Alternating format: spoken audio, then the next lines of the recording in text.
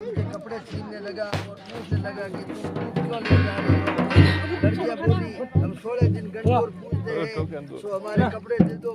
16 दिन बाद गणगौर विदा होगी, जिस दिन हम तुम्हें लापसी हलवा घेवर मिठाई आदि लाकर देंगी। फिर उसने सबके कपड़े वापस दे दिए। 16 दिन पूरे हुए तो लड़कियों ने लापसी हलवा आदि मालन को लाकर दे दिया। बाहर से मालन का बेटा आया और बोला माँ मुझे भूख लगी। तो मालन बोली कि बेटा आज तो लड़कियाँ बहुत सारा खाना दे गई हैं, रसोई में रखा है। बेटे से रसोई खुली नहीं। तब माँ ने आकर चिटोली अगुनी से चिता दिया तो रसोई खुल गई।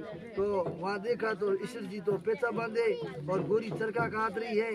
सारी चीज़ों से भंडार भरे। भगवान हमको भी ईश्वर जी जैसा भाग्य दे, गोरा का जैसा स्वाग दे। कहता ने सुनता ने अपना सारा परिवार दीजो। बोलो गौर माता की। थोड़ो दो दोना संपर्क करो। ये एक बार ईश्वर जी 16 दिन गणगौर के हुए तो ससुराल गोरा जी को लेने पहुंचे। वहाँ उनकी माँ ने गोरा की माँ जितना भी खाना बनाया वो सब खाना ईश्वर जी गोरा जी की परीक्षा लेने के लिए जिम गए।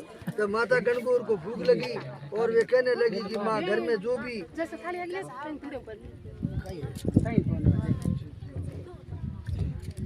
भी खाना वो मुझे दे दो। तब देखा तो बदवे की पीढ़ी व जल का लोटा मिला तो गोरा जी ने वो भी खा लिया और पानी पी लिया। तब ईश्वर जी विदा के लिए जल्दी करने लगे तो ससुराल से विदा हो लिए। तब रात को जंगल में विश्राम करना पड़ा। तो माता गोरा को भूख के कारण गहरी नींद आ गई। तब ईश्वर जी ने उनका पेट का ढक्कन खोल कर देखा तो बदवे की पीढ़ी व जल का लोटा झूल रहा था। तो भगवान ईश्वर जी ने बाद में गोरा जी से पूछा कि आज तुमने क्या क्या खाया। तब माता बोली जो आपने खाया वही मैंने खाया। तब भगवान बोले कि तुम झूठ बोलती हो, तुम्हारे पेट में तो बदवे की पीठी में जल का लोटा झूल रहा है। तब गोरा जी को क्रोध हुआ और बोली कि आज तो आपने औरत जात के पेट की ढकनी खोली है। आइंदा कभी मत बोलना। जवाई को कुछ भी खिला दे और बेटी को कुछ भी। आपने तो मेरी माँ की परीक्षा ले ली थी।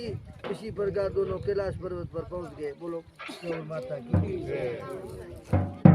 भगवान शिव पार्वती जी कैलाश पर्वत से शिव जी का भ्रमण करने के लिए उतरे तो सबसे पहले उनको एक गाय मिली जो बहुत ही तड़प रही थी क्योंकि उसके बच्चा होने वाला था। तो माता पार्वती को बहुत घबराहट हुई।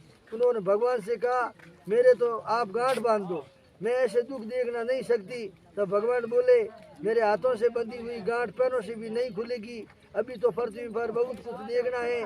तब दोनों जने आगे चले तो हथनी भी वैसे ही परेशान हो रही थी। फिर आगे चले पर देखा कि राजा के रजवाड़े में